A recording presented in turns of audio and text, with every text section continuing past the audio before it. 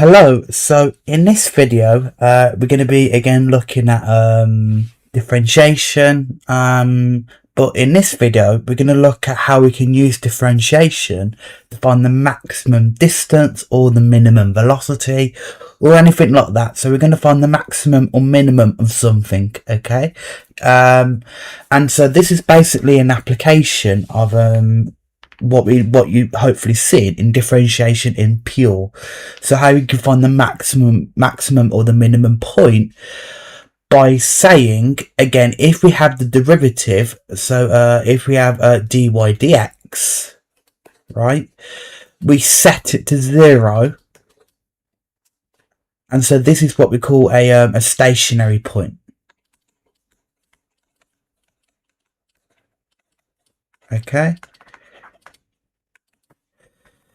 Okay, so if we find the first derivative, right, we should know how to differentiate. So if we differentiate a function and set it to 0, then we get a stationary point, and this could be a maximum or minimum, okay? So hopefully that was a refresher. So hopefully you remember that. So what we'll be doing in this section is when finding maximum or minimum quantities, so a maximum displacement or something like that, or the maximum speed or something, we're going to be differentiating and setting it to 0, as that could tell us the maximum or minimum that we're after, okay? So let's just jump into some examples here. Right. So we've got this question here. We're told a child is playing with a yo-yo. The yo-yo leaves the child's hand at time t0 and travels vertically in a straight line before returning to the child's hand. The distance of the yo-yo is after time t seconds is given by s is 0.6 t add 0.4 t squared minus 0.2 t cubed. So this is the distance in terms of time t, okay? And actually, we're also told it's between 0 and 3 for t there. And actually, part A is saying, explain why the values of t are only between 0 and 3. So explain why we have 0 between t and 3 here, okay? So again, very similar to the with what we looked at previously. So how to explain the restriction and the values of t here. Again, if we break it down, this inequality is saying t has to be greater than or equal to 0, and also t has to be less than or equal to 3. Well, actually, this one's obvious, right? Time cannot be negative. So actually, t is given to be positive, right? So t has to be greater than or equal to 0 by default, okay? So that's nothing new there. But what is strange is why t has to be less than or equal to 3.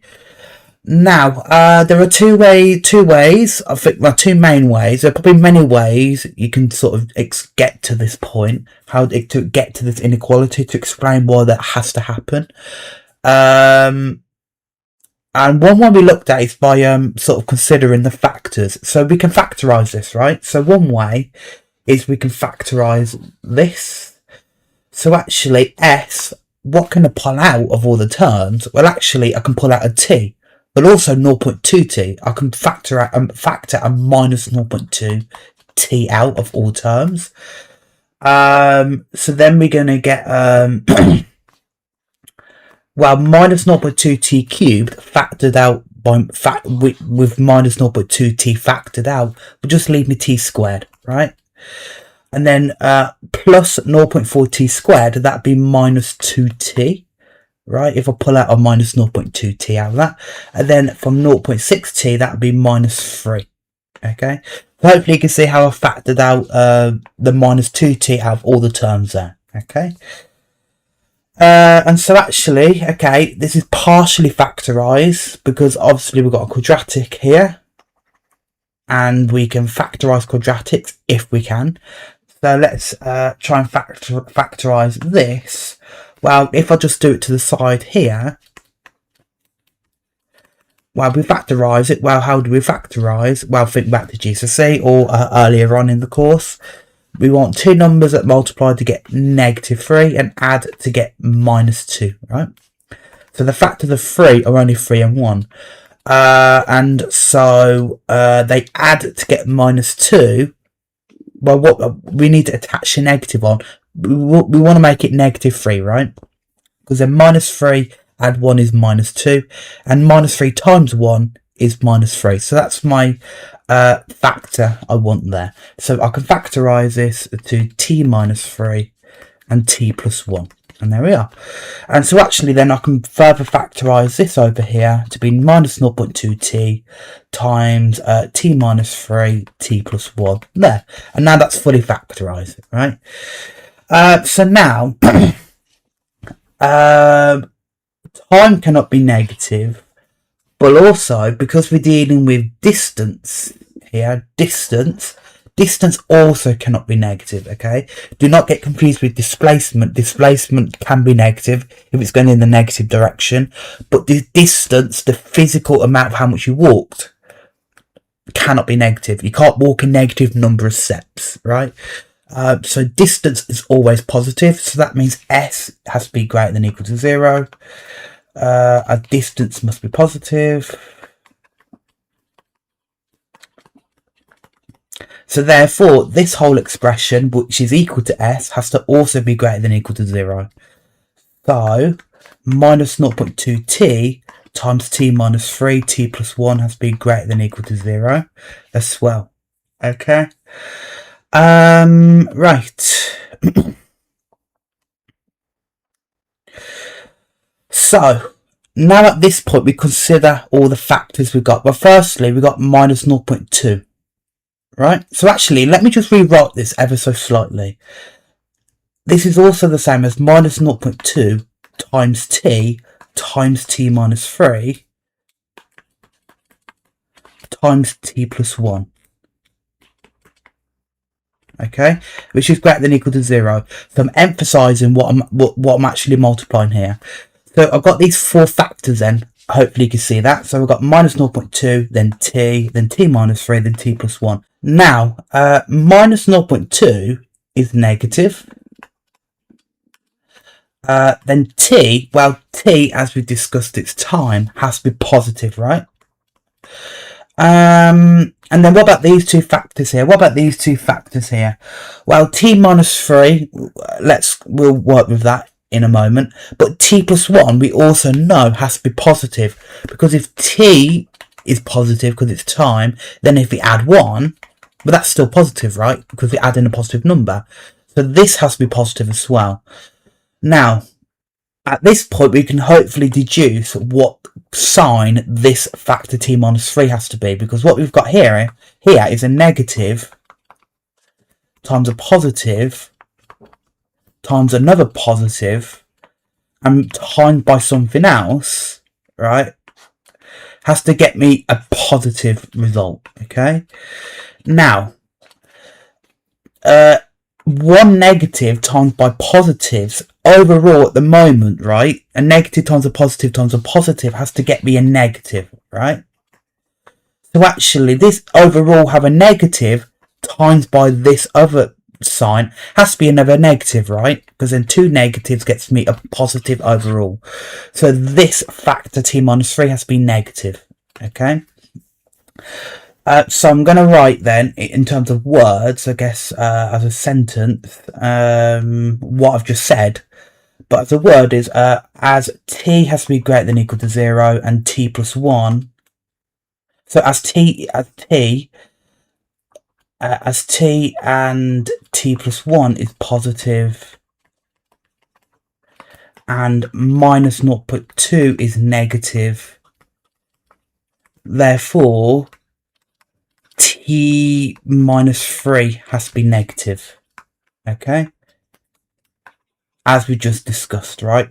Because then I've got a negative times a positive, which is a negative, times another negative, which will then leave me a positive, times another positive, which gets me positive overall. Right, so hopefully with me there. So therefore, t minus 3 has to be negative, so less than or equal to 0.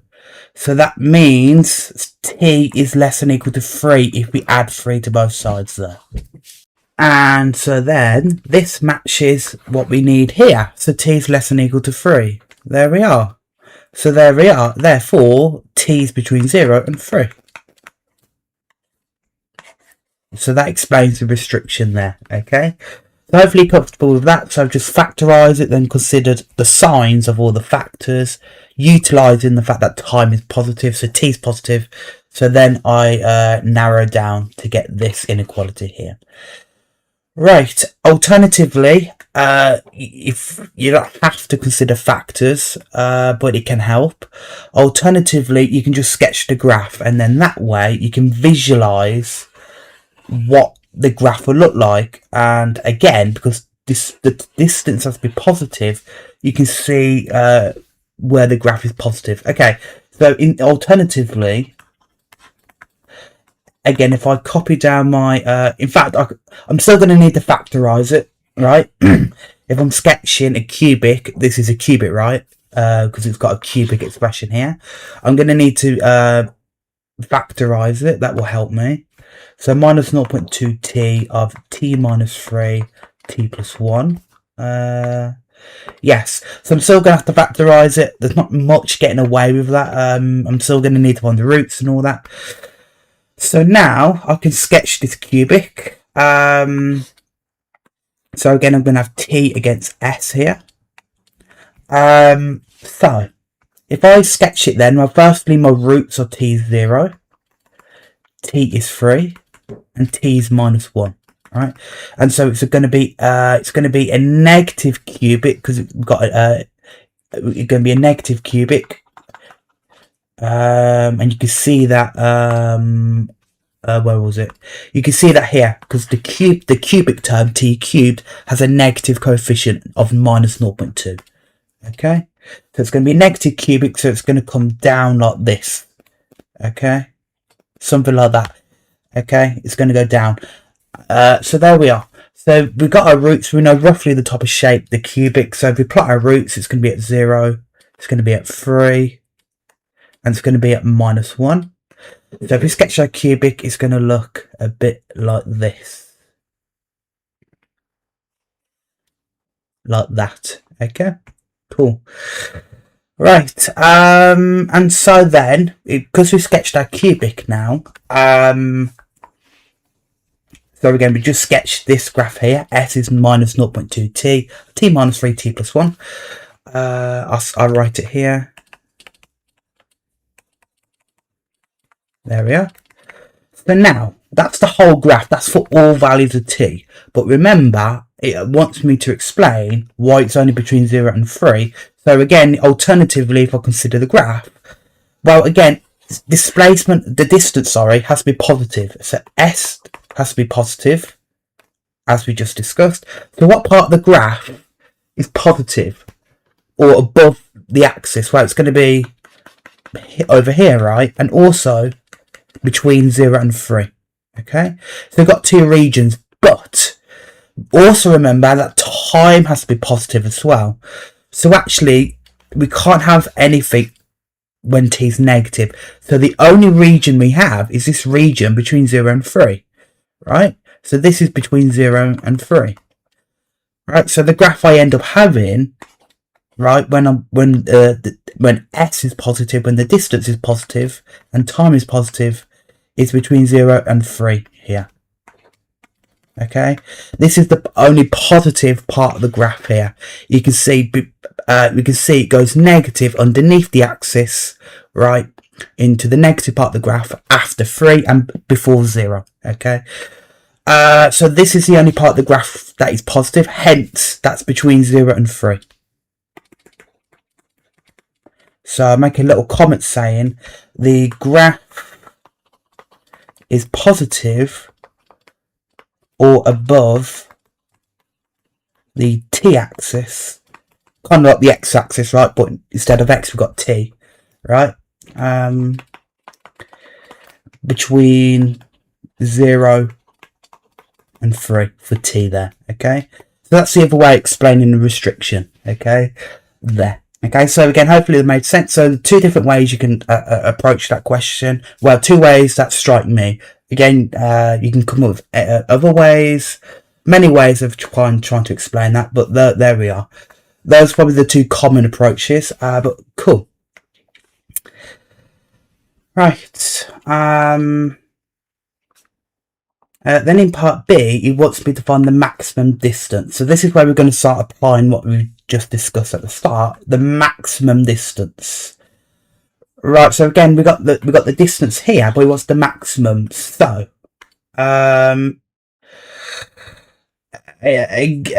so to approach this, we want the maximum distance. There are we're probably gonna want to consider the turning point, right? So this point here, right? If you look at my graph, it's quite inconvenient I did the graph actually, because hopefully you can spot now the maximum distance. So the highest point on the graph is at the turning point here, the maximum, right? And so to find that, we're gonna set the distance s. So ds, the derivative, right? We're going to set that to 0. As we discussed at the very start, remember, we said that the first derivative, when it's set to 0, gets me a type of point, which could be a maximum or minimum. So that's why I'm setting it to 0, because that tells me if it's a maximum. It might tell me the maximum, right? And we can see it does here. Right, so we're going to just proceed with working out this derivative. So again, s is, we were given it in the question, 0.6t add 0.4t squared minus 0.2t cubed, I believe. Yes, okay. So what we're just going to do is try and just compute this, the first derivative, and set it to 0. Well, we just have s, we need to differentiate. So again, differentiating term by term, 0.6t will go to 0.6, then 0.4t squared will go to 0.8t, and then minus 0.2t cubed will go to minus 0.6t squared, right? That's the derivative. Now we need to set that to 0. So the maximum when this is set to 0. So 0.6 add 0.8t minus 0.6t squared is set to 0. Okay. And at that point we just got this is just a quadratic equation, right? So now to solve this, if I just pull it into the formula, so t is minus 0.8 plus or minus the root of 0.8 squared minus 4 lots of minus 0.6 lots of 0.6 over 2 lots of minus 0.6. If I put that in my calculator,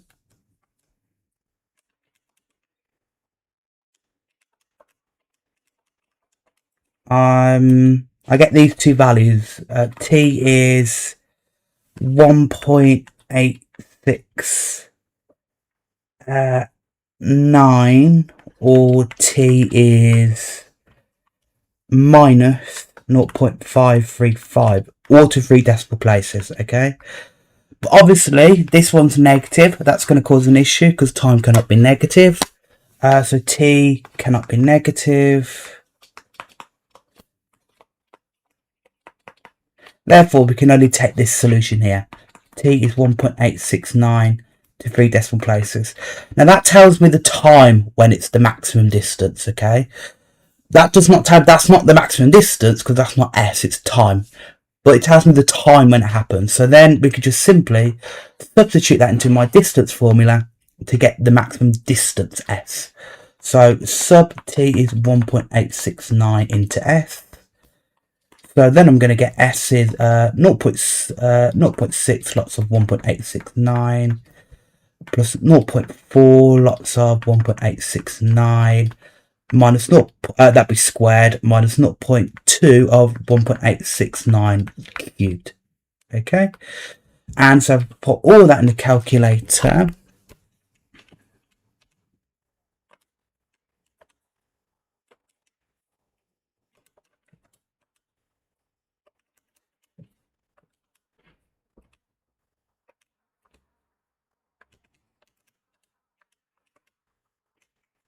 I get 1.869 213 meters to 3 decimal places. Does it say to round it to anything? 3 significant figures. Oh, okay, so that's 3 decimal places. So to 3 significant figures, that'd be 1.21 to 3 SF. And there we are. That's my max distance. Cool. There we are. Right, so that's the idea, right? So we just compute the derivative and set it to 0 and then just solve from there. Alright, so then we got some exercise questions to practice. So we're told here a particle P moves along the x-axis. Its velocity is given by V is 2t squared minus 3t plus 5. Okay, and so for part A, wants me to show that P never comes to rest. Now again, remember rest means the velocity is equal to 0, right? So then we need to consider V equal to 0. If we do that, then this whole thing equals 0. So 2t squared minus 3t plus 5 equals 0. Now you might think, oh, well, let's just solve it then, right? If you solve this directly, absolutely you can do that. But your calculator will tell you a really funny answer.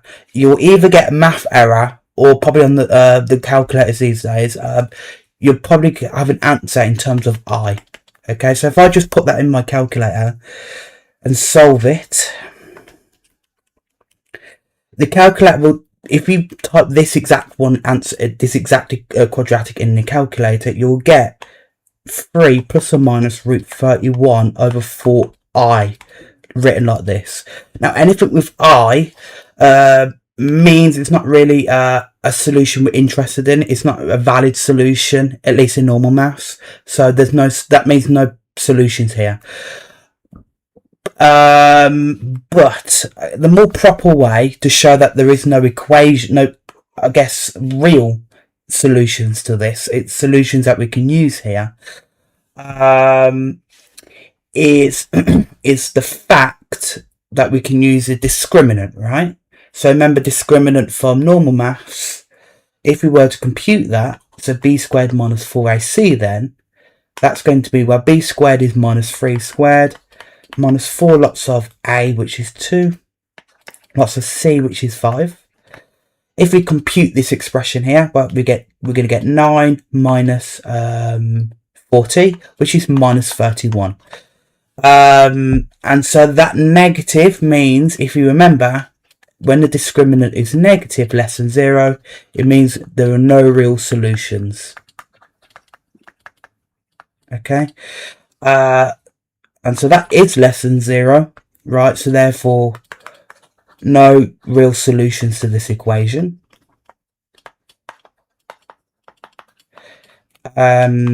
Which means V can essentially never be 0, right? So therefore, V cannot be 0. Therefore, if it can't be 0, it can't go to rest. So P cannot come to rest. And there we are. Okay, then in part B, then it says to find the minimum velocity, right? So the minimum. Now again, we're going to just consider the when the derivative is 0, right? The turning point, right? So if we differentiate V then, and as if we differentiate V then and then set it to 0, well, if we differentiate it first, right? Well, remember V is 2t squared minus 3t add 5. So then if we differentiate it then, well, 2t squared will go to 4t. And then minus 3t will go to just minus 3. And the 5 will go away. So it's just 4t minus 3 for the derivative. Then we need to set it to 0. So minimum when we set it to 0. Okay. So therefore, this expression 4t minus 3 equals 0, right? So then 4t is 3, so t is 3 over 4. Now again, that's the time when the minimum velocity happens. To get the actual minimum velocity then, we need to substitute this value of time back into v.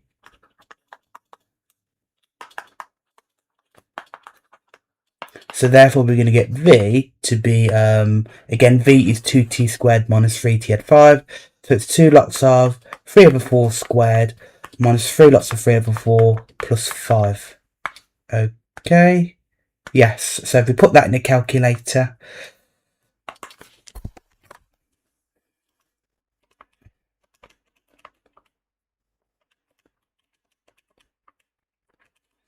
we get v is 3.875 meters per second there.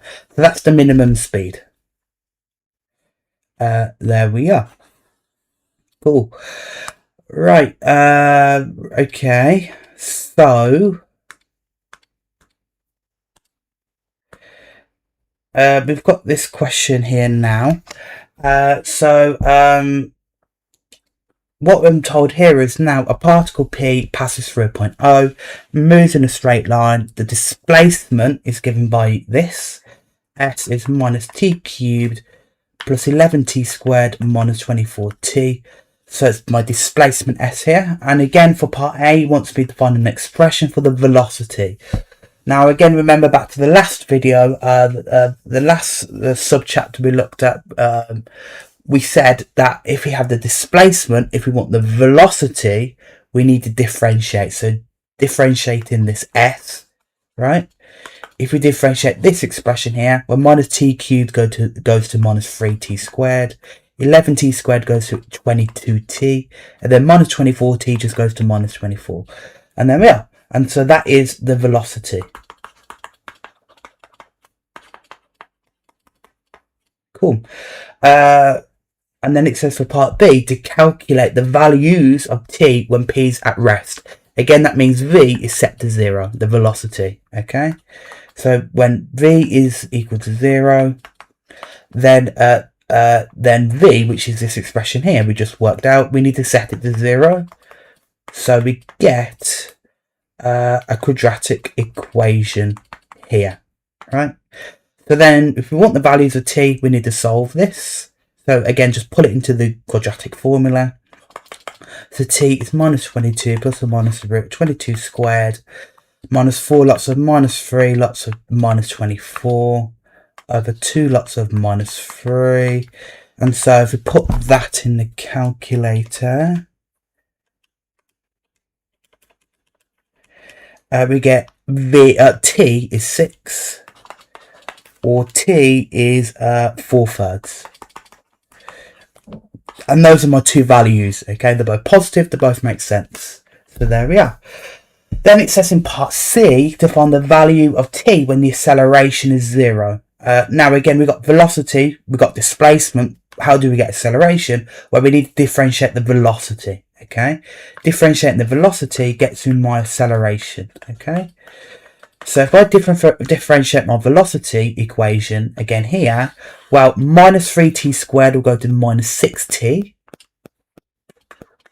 And 22t will go to just 22. And the minus 24 goes away. So there we are. So that's my acceleration. The minus 6t plus 22. Now, it wants me to find the time, the value of t, when the acceleration is 0. So when acceleration A is set to 0, then we get minus 6t at 22 is equal to 0. Therefore, 6t is 22. Therefore, t is 22 over 6, which is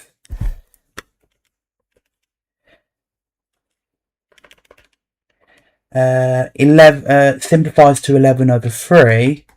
But as a decimal, that's 3.67 to 2 decimal places. And that would be in this unit here, meters per second. Okay, then we're told for part D, we need to sketch the velocity time graph of the motion. Okay, between 0 and 6. Okay, now, again, we did sketch velocity time graphs previously, but we only looked at velocity time graphs in a very specific way. So, for example, we looked at when the lines were straight lines. So, for example, it looked like this. So it had constant acceleration upwards, then constant speed, right, like this. like this. And then constant deceleration as it goes down. The idea is the velocity graphs we've seen so far were just straight lines going up and down, or just stationary. And you looked at them in a very specific context of like, they might say, this person went up with constant velocity, with constant acceleration for 6 seconds. Then they maintained constant velocity. Then their speed went down for 10 seconds. They kind of gave you a journey, and you have to work through the journey to kind of plot the velocities of each part, right? But this one, we're not giving anything about that. We're not giving any descriptions.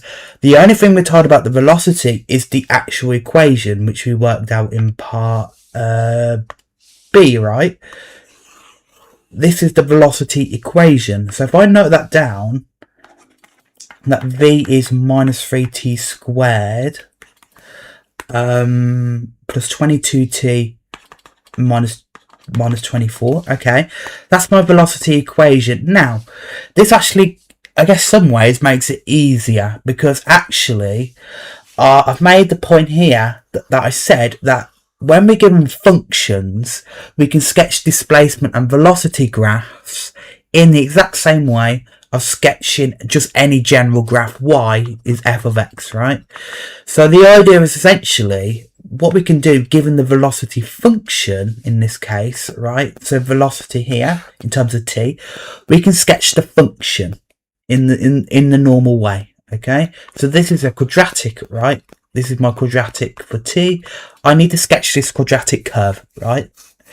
And so that's just sketching quadratics, which hopefully you're comfortable with. Even think back to GCSE. So how are we going to sketch this quadratic here? Well, again, firstly, what type of shape it's going to be? Well, it's going to be a negative, like this, because we have a negative quadratic term there. Okay, so negative shape. And so then we need to ascertain the roots, right, where it crosses the axis. So roots, that's when v is 0. Well, actually, we did that in part B. We found when v is 0, right, we got these two solutions here. So these are my roots, right? So we don't need to solve it, we've already done it. So t is 6 and t is 4/3. Okay. So then if I just sort of start to sketch my graph, right, my quadratic. Okay, well, I'm going to have t against v then. And then I just sketch the quadratic, so it's going to have this negative frowny shape. And then the two roots are 6 and 4/3. Well, 4/3 is going to be here somewhere.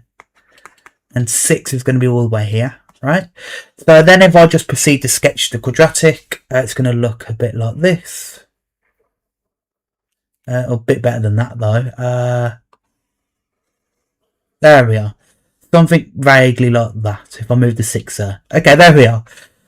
So that's just my quadratic. So again, this is the equation. V is minus 3t squared plus 22t minus 24. So that's literally the idea. We just sketch it like a normal curve. Try not to overthink it. In some ways, it could be easier than what we sketched previously. But yeah. And so lastly, the last bit of information maybe is to find the sort of the intercept here on the v-axis. So that's when t is 0. So the intercept then, or technically the v-intercept, that's when t is 0. Well, t is 0, if you set t 0, we just get v's minus 24, right? And so that is minus 24 here. There. So that's all the values really I need. I guess you could be a bit more descriptive and find the turning point here.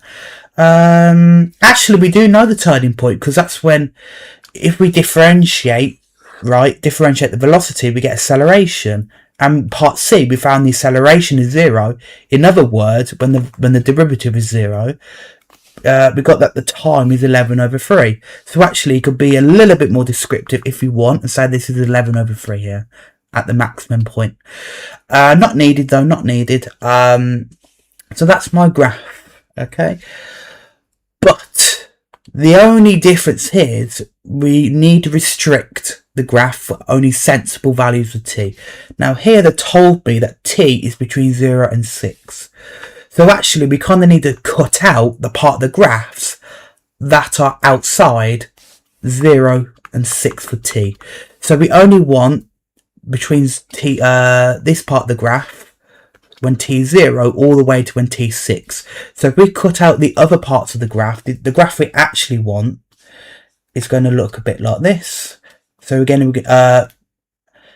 only when t is between 0 and 6. So we only draw the positive part. So t starts at 0, then it ends at 6. And so the graph starts at minus 24, as we discussed. And so then it has 4/3 and 6, it's going to come up like this. And then it ends there. It doesn't go past 6, because again, it's only between 0 and 6 for t. Okay, so I'll make a note of that here. And that's it. So that's the only really difference. The only thing to pay attention to there is to restrict and cut off the values to the values we only want. Okay. So there we are. So that's the graph we actually want. Okay. That's the velocity graph. Right. So then in part E, now it wants me to calculate the values of t, again in the same interval, between which the speed is greater than 16. Now, speed, you need to remember, is not velocity per se, but is positive velocity. Because speed is a positive quantity, right? So it's positive velocity. In the same vein, how distance is always positive, but displacement isn't. Distance is positive displacement in a way, because distance you can't walk a negative number of steps. Speed is the same way, it's positive velocity. Okay, so we want the speed to be greater than 16, or greater than 16. That's what we want.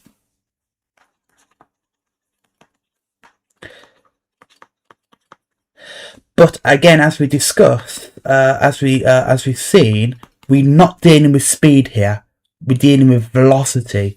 So to sort of convert this to velocity, then what we want to say is alternatively, not speed, but the velocity. By the velocity v has to be greater than or equal to 16. Okay, cool. That makes sense.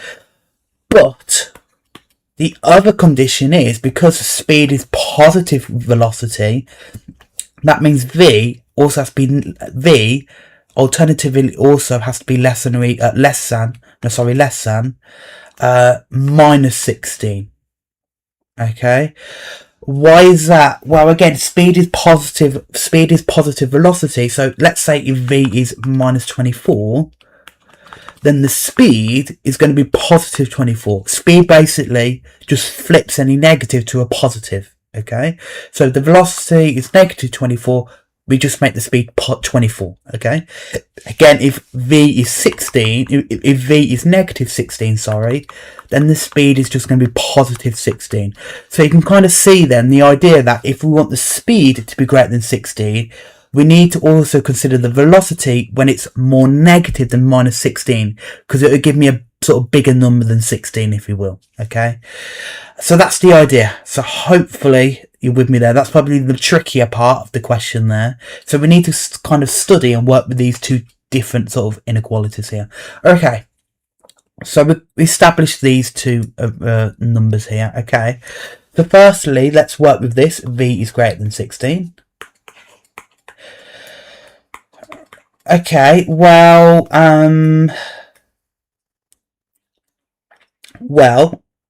the easiest way to kind of solve this is to set v equal to 16. So remember, velocity is minus 3t squared.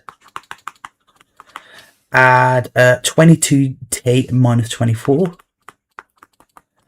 And so if we consider the boundary, right, if v equals 16, so when v is equal to 16, then we're going to get this equation set to 16.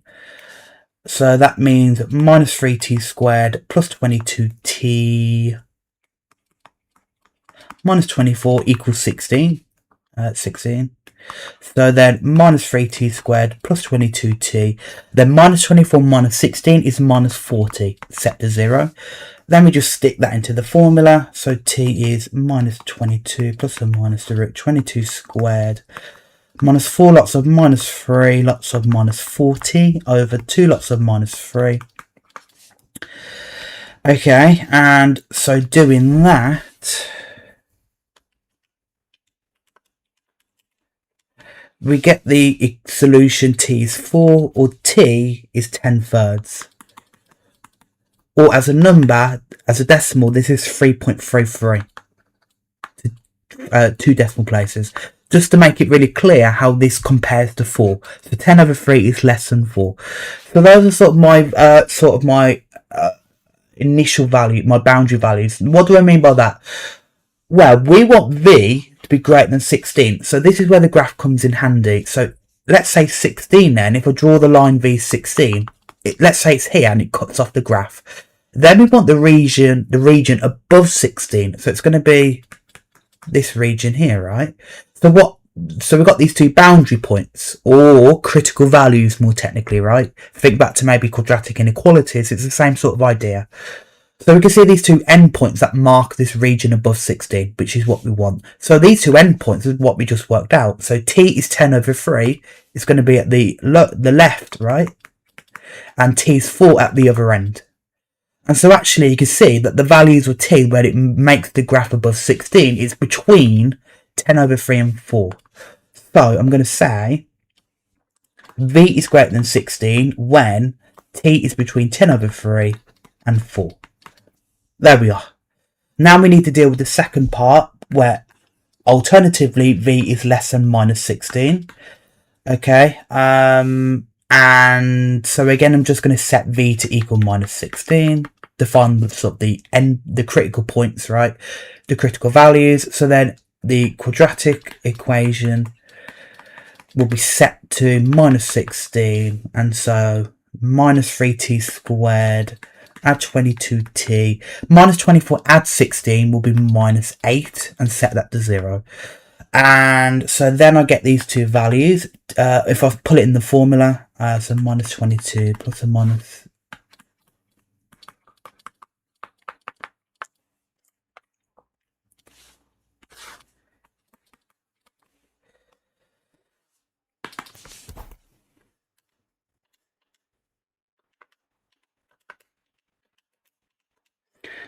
so I get t is 6.95, or t is 0.38, all to 2 decimal places. Okay, so I've got my 2 values again. Now if I now plot when v is minus 16, right, on my graph here, so if I get rid of this now and instead plot v is minus 16, so it's going to it's going to be down here somewhere, right, when v is minus 16. So again, you can see it only crosses the graph once at this value here. Now we've got 2 values though. Why have we got 2 values? Well, actually, if we were to extend the graph at the right here, then you'd meet these 2 values here. Now we can see then that the left part, right, that's going to be when v is 0.38, and at the other end when v is 6.95, I think. But again, we don't have the right region. It cuts off at 6, right? The graph cuts off at 6. So actually we only get this endpoint here when t is 0.38. And so you can see then that the velocity is less than minus 16. It's underneath the line, right, when t is less than 0.38, okay? And so therefore, we can say that the velocity is less than minus 16 when t is less than 0.38, okay? But of course, that's not it, because there's also a hidden, right, there's a hidden inequality that t has to be greater than or equal to 0, because timing is always positive. So actually t is also between 0 as well, okay? So that means overall, the speed is greater than 16.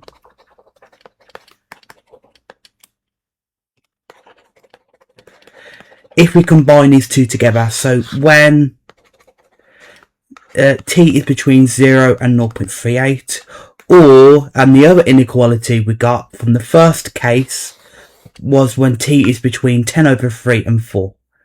Okay? And there's my answer there.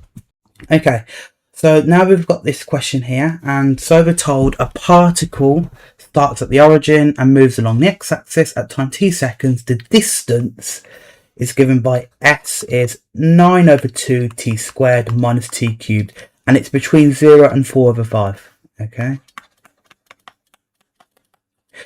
So then in part A, it wants me to sketch the displacement time graph. Again, it's going to be the exact same idea. If we want to sketch the displacement, again, it's pretty much going to be the same way as sketching the distance, right? So we've got the formula here. We're just going to sketch this equation. And again, this is going to be a cubic. We should know how to sketch cubics. So again, it's probably a good idea to factorise s first, because I can factor a t squared out. Doing that will get me, well, 9 over 2 is 4.5. So 4.5 take away t. That might make things a bit easier. And so there we are. And so then we can spot, firstly, it's going to be a negative cubic. So it's going to have this sort of shape going down. And then the roots, well, that's when we set it to 0. So that means either factor is 0, so that means t is 0, or t is 4.5. Okay, and so then we can start to piece together the graph. So we sketch the cubic here. Well, the roots are at 0 and 4.5, and so then we know it's going to look like this roughly, a negative cubic. But then we need to pay attention to the type of root. So remember, with cubics, we need to consider if a root is repeating. And so here, t, the solution t0, t squared, it's a squared factor. It's times 2 times. So it's a double repeated root. Okay. And this is a single bracket. It's just to the power of 1, right? So it's a single root. Okay.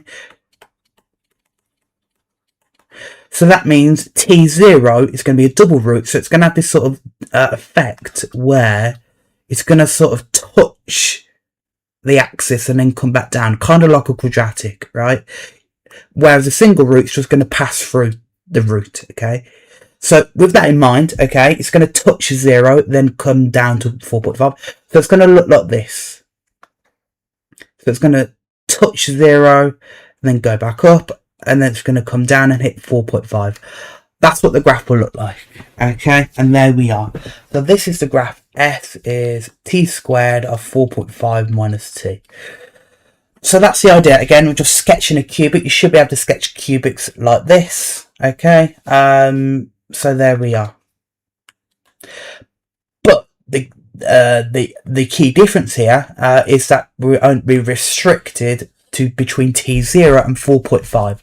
Well, actually, the two endpoints are 0 and 4.5, so we need to cut out all the other parts of the graph. So the only part of the graph we're interested in between 0 and 4.5 is this part of the graph here. So if I cut out the other parts of the graph, we actually end up with this displacement graph. Okay, so between 0 and 4.5 for t.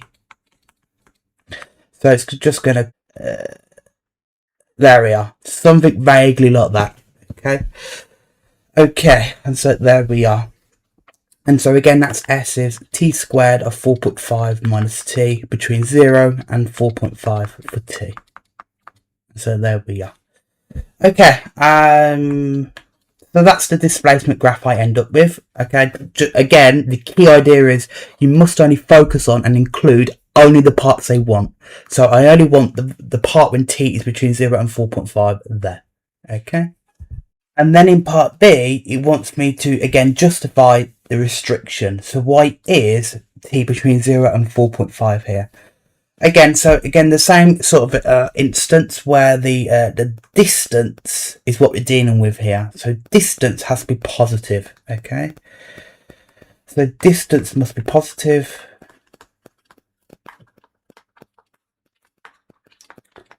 So therefore, this distance, s, has to be greater than or equal to 0, okay? So that means the function has to be greater than or equal to 0. Okay, so therefore t squared of 4.5 minus t has to be greater than or equal to 0. And hopefully it's quite easy to see then that where t squared is positive, right? Because t squared is a square number. So then think about it. If t squared is positive, then this factor also has to be positive, right? Because then positive times a positive gets me a positive, okay?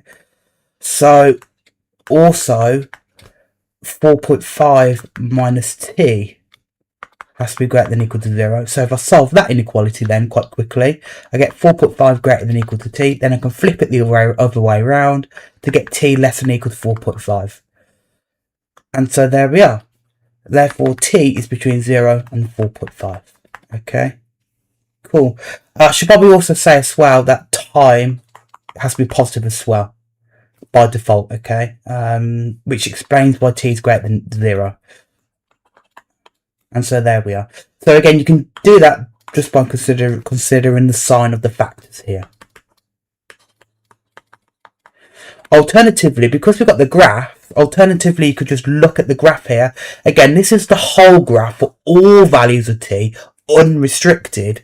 Again, if we want the distance to be positive, but time to be positive, well, firstly we can't have negative time, so forget the negative t part. And so then when the graph is above the axis, so positive, right, it's only between 0 and 4.5.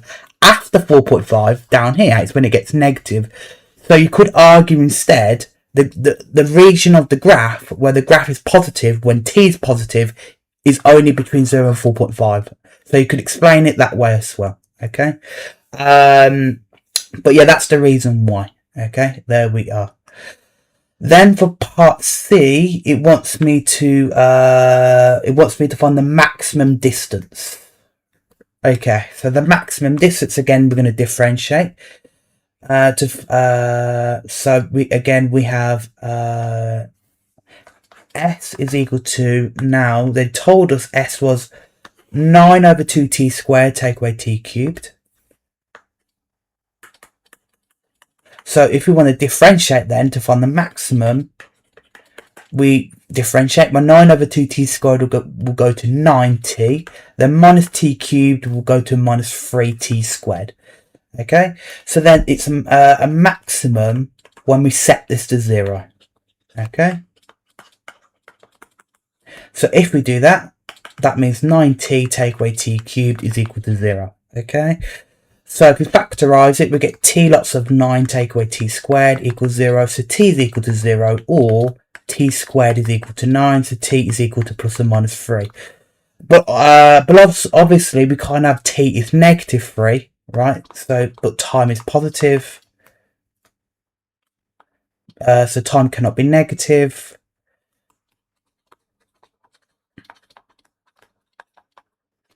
So therefore t is 0 or t is equal to 3 there. So t cannot be negative 3. Okay, so I probably should say t is 3, t is minus 3, but I exclude the negative solution.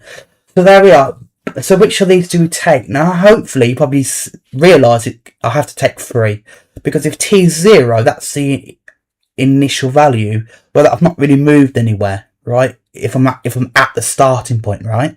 Because I'm starting at 0. So I'm going to say, but also t cannot be 0 as the distance displacement. What was it? The distance, right, would be equal to 0. So actually, this would be a minimum. Okay, that would be the minimum distance, right? So remember, setting it to 0 could get me a maximum or a minimum. It could be either or.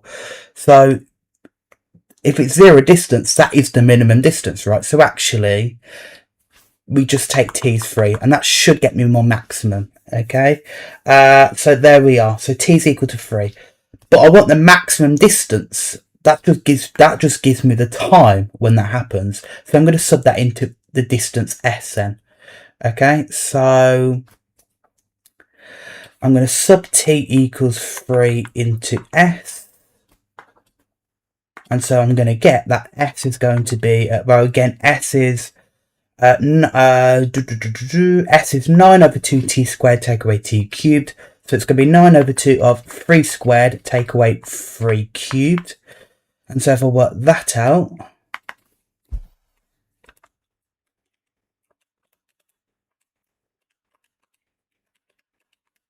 I get 13.5 meters. So that would be my maximum distance there. Okay, it makes sense to be a maximum because the minimum is 0. So the maximum must be the bigger value, right? So there we are. Okay. Then it says for part D to find the magnitude of the acceleration at this point. Okay. So we know at this point t has to be equal to 3. Okay. But then it wants the acceleration. Okay. Well, actually, we only have the displacement or the distance at the moment, right? Well, actually, if we differentiated it, this is also my velocity now. That means the velocity is 9t take away 3t squared, because that's the differentiation of s, the distance. So I can recall that v, the speed or the velocity here, is 9t take away 3t squared, was it?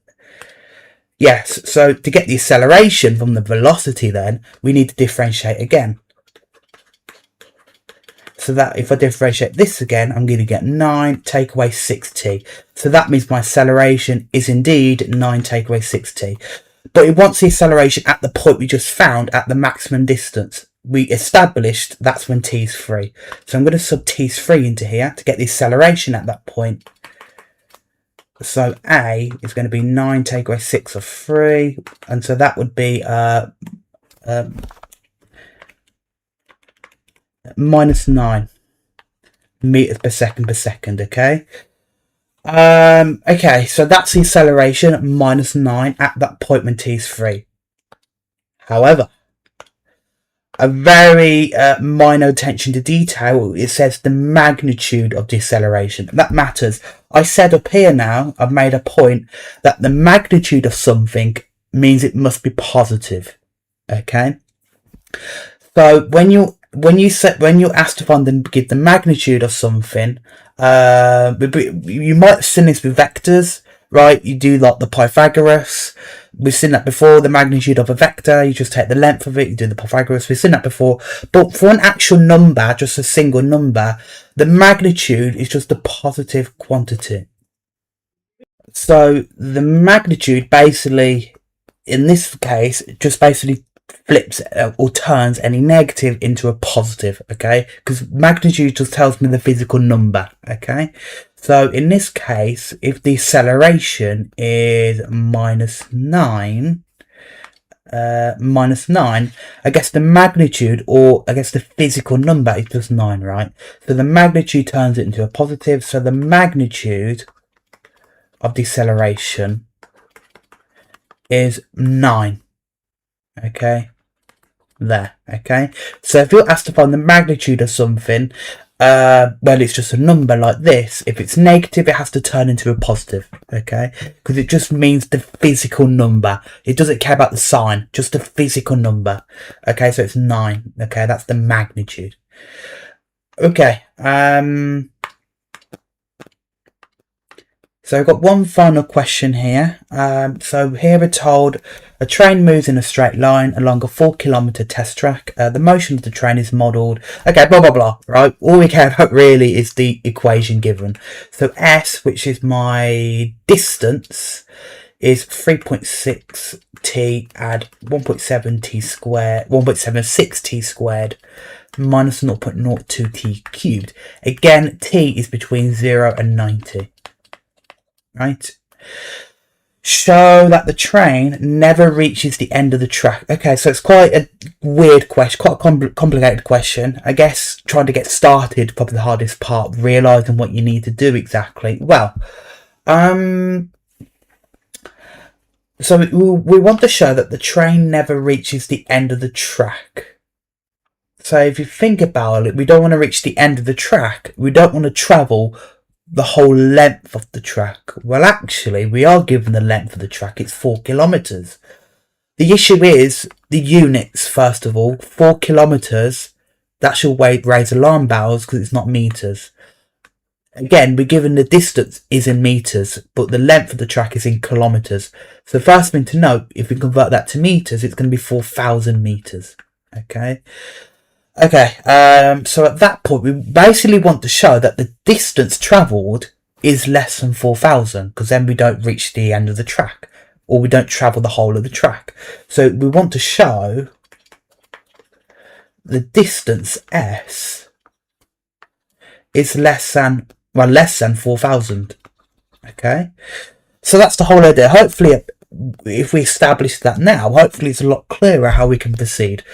So if we want to show that the distance as a whole is less than 4,000, well, actually, we can just do that by showing that the maximum distance has to be less than 4,000. So I'm going to say more specifically, the max distance is less than 4,000.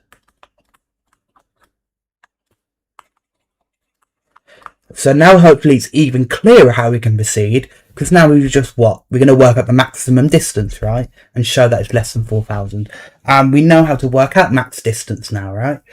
So we need to differentiate, right? So we need to differentiate this. So we're going to get S. So then we need to differentiate to get ds over dt. And so differentiating, well, 3.6t will go to 3.6. And then 1.76t squared will go to, 1.76 times 2 is 3.52. So 3.52t. And then minus 0.02t cubed will go to minus 0.06t squared. And so we need to set that to 0. So the maximum occurs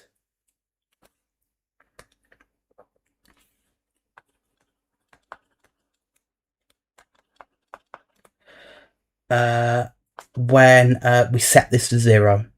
Okay, so 3.6 at 3.52t minus 0.06t squared is set to 0. Okay. So then we just solve this quadratic. So then we get t is minus 3.52 plus or minus the root of 3.52 all squared minus 4 lots of minus 0.06 times 3.6 over 2 lots of minus 0.06. Okay, so if we put that in the calculator,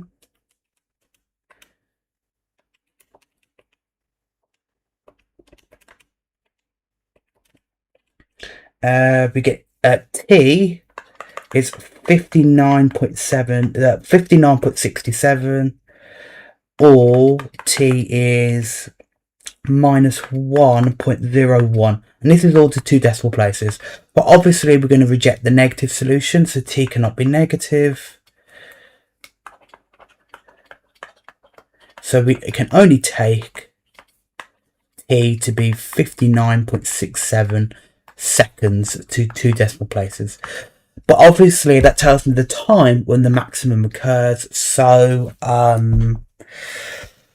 we're going to sub that into my distance formula. So sub t equals 59.67 into s.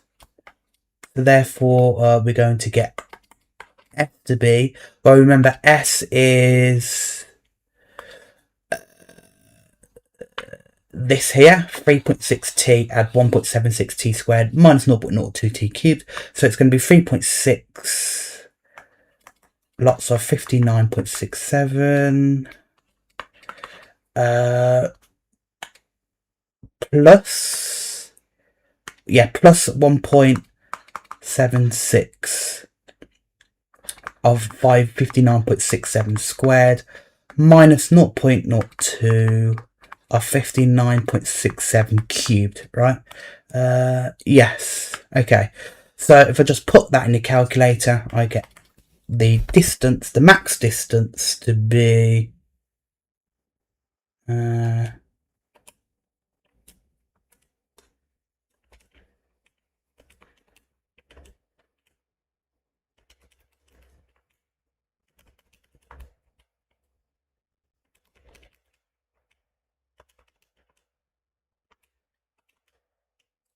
to be 2,232.2 meters to 2 decimal places. And there we are. Does it say to round it to anything? No. So actually, oh no, we don't need to round it, of course, because ideally we want to show that the maximum is less than 4,000 meters, right? If we go up here, that's the distance of the track, right? We want to show that the max distance is less than 4,000. Well, indeed, we did show that, right? So max distance, which is equal to 2,232.20, is less than 4,000. So therefore, P, I think it was this object P, right? What was it called? What was the thing called? The train. Oh, just call it the train, right? The train. I thought it's called particle P, but the train never reaches 4,000 meters, so doesn't reach end of the track.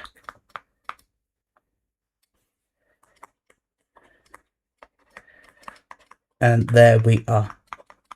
Okay, so the final comment I'll make then, I guess some people might be a bit skeptical or wary that this is indeed the maximum, right? Because sometimes when we differentiate and set to 0, right, as we've done here, we might not get the maximum, but we might get a minimum or something else, right? So it might not be the maximum we get from this. Hopefully you can kind of see it has to be a maximum value because it's quite a considerably large number, right? So so it can't be a minimum or anything like that. But the other way to convince yourself, I did talk about this in, I think, the start of the chapter. I think one of the examples, when we're dealing with restricted values of t, so between 0 and 90, the method I gave was to sub in the two endpoints, right? So sub in t's 0, then t's 90, and then also check the turning points.